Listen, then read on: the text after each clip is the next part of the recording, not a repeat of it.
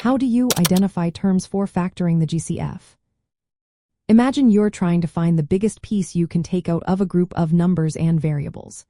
That's what identifying terms for factoring the greatest common factor is all about. When working with polynomials, each term is separated by plus or minus signs. A term usually has a number called a coefficient, variables like x or y, and exponents which tell us how many times the variable is multiplied by itself.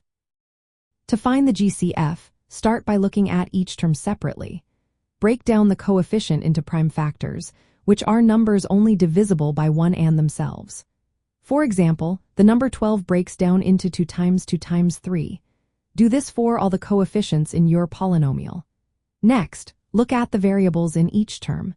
Note which variables appear in every term and what their smallest exponents are.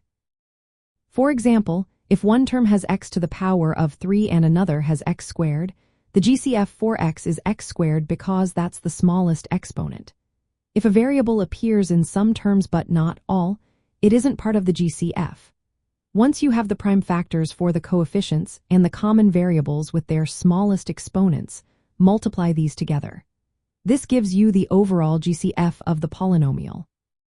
To factor it out, write the polynomial as the GCF times what's left after dividing each term by the GCF. For example, if you have the polynomial 12x squared plus 24xy plus 9x, you find the prime factors of 12, 24, and 9.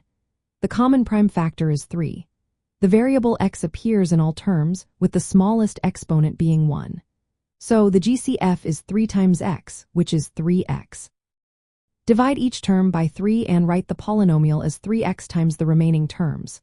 This process makes working with polynomials easier and helps you see all the parts clearly. Remember, breaking down each term into prime factors and variables, finding the common pieces, and multiplying them together is the key to identifying the GCF. It's a simple step that makes the whole process of factoring polynomials much smoother.